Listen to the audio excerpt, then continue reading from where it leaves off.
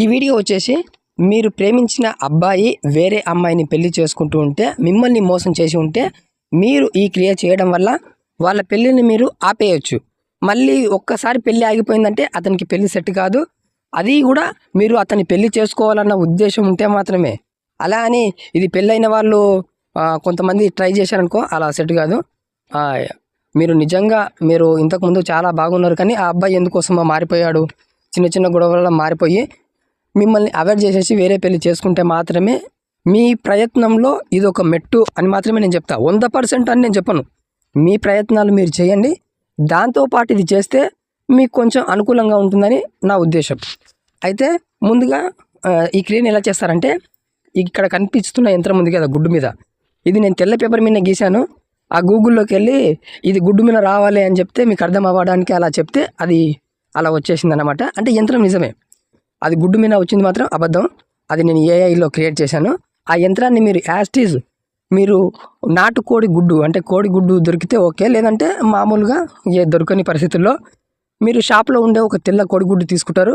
తెల్ల కోడిగుడ్డు తీసుకొని నల్ల కలర్ మార్కర్ తీసుకొని ఆ యంత్రాన్ని ఒక సైడ్ గీసేస్తారనమాట. గీసిన తర్వాత వెనకాల ఆ అబ్బాయి యొక్క పూర్తి పేరు అంటే వాళ్ళ ఇంటి పేరుతో సహా రాసి, తర్వాత వాళ్ళ అమ్మ పేరు, తర్వాత వాళ్ళ నాన్న పేరు, మీకు తెలిస్తే వాళ్ళ గోత్రం పేరు, లేదు వాళ్ళ అమ్మ నాన్న పేరు కూడా నాకు తెలియదు అంటే మీరు మామూలుగా మీరు కామాఖ్య దేవి అని రాయొచ్చు. లేదంటే ఏమి రాయాల్సిన అవసరం లేదు, జస్ట్ ఆ అబ్బాయి పేరు రాసి ఆ అబ్బాయి యొక్క ఫోటో ఉంటే ఫోటోను మీరు తెచ్చుకొని ఆ యొక్క ఫోటో పెట్టేసి మీరు సపరేట్ ఏం చేయాలి, ఇది ముస్లిం యంత్రం కాబట్టి మీరు భుజపత్రి వాడినా పర్వాలేదు.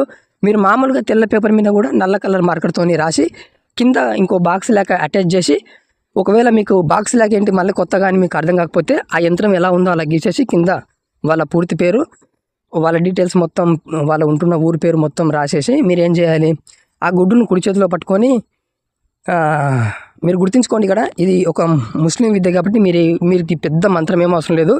కళ్ళు మూసుకొని ఇస్మాయిల్ జోగి నా పరిస్థితి ఇది, నన్ను రక్షించు అంటే మీ యొక్క సంకల్పం చెప్పుకోండి. పలానా వ్యక్తిని నన్ను ఇలా మోసం చేశాడు, అందుకని నేను ఈ క్రియ చేయబోతున్నాను.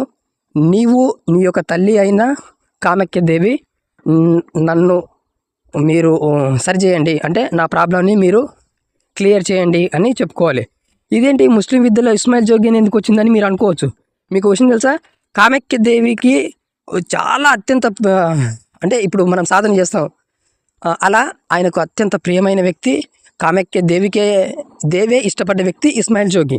అందుకే అక్కడి నుంచి మనం చూసుకుంటే పెద్ద పెద్ద దేవాలయాలు అక్కడ ముస్లిం యొక్క దర్గాలు ఉంటాయి. దానికి కారణం ఇతనే అనమాట. మనం దీని గురించి మనోళ్ళు ఏమనుకుంటారంటే, లేదు ఇది మన హిందూ దేవాలయం అక్కడ ముస్లిం ఎందుకు ఉంది అని కొన్ని ఇవి రాజకీయ పనులు మనకు అవసరం లేదు.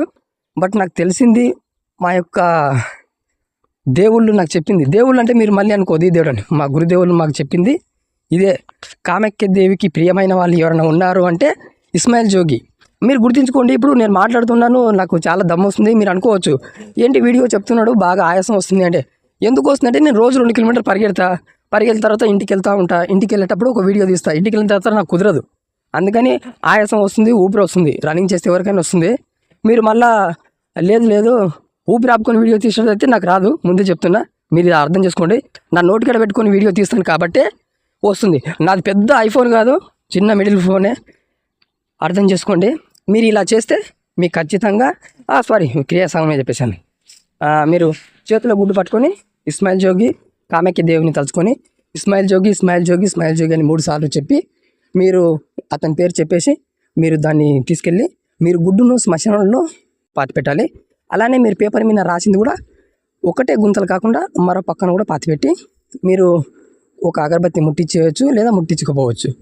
మీరు ఇలా మళ్ళీ చెప్పాలి అక్కడ, కామాఖ్య దేవి అమ్మ ఇస్మాయిల్ జోగి అని మళ్ళీ 3 సార్లు అనుకొని మీరు వెనక్కి తిరిగి చూడకుండా ఇంటికి వచ్చేసి కాళ్ళు చేతులు కడుక్కోవాలి. ఇది ఎవరికి వాళ్ళే చేసుకోవాలి, వేరే వాళ్ళు చేస్తామంటే కుదరదు. అలా కుదరని వాళ్ళు చేయొద్దు. మళ్ళీ నేను చెప్పాను కానీ మీరు శ్మశానంలోకి వెళ్ళి మళ్ళీ లేదు నేను యూట్యూబ్లో ఒక వీడియో చూశాను, వాడు చెప్పడం వల్ల నేను ఇలా వచ్చాను అని మళ్ళీ పెద్ద స్టంట్ వద్దు మనకు. మీకు కుదిరితేనే చేయండి, కుదరకపోతే వినండి అంతే. ఒకటి విద్య ఉందని తెలుసుకోండి, ఇలాంటి యంత్ర విద్య ఉందని కూడా మీరు అర్థం చేసుకోండి. ఓకే, ఇలా చేస్తే మీకు ఖచ్చితంగా రిజల్ట్ వస్తుంది. అలా అని మీరు అబ్బాయిలు అమ్మాయిల కోసం చేస్తే రిజల్ట్ రాదు. అమ్మాయిలకు వేరే యంత్రం ఉంటుంది, అది నేను అసలు పెట్టను. నాకు పర్సనల్గా మెసేజ్ చేసి కూడా నేను పెట్టాను. ఈ వీడియో అయితే ఇంతే.